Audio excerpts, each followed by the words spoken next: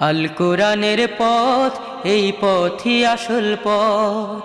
আল কোরআনের পথ, এই পথই আসল পথ।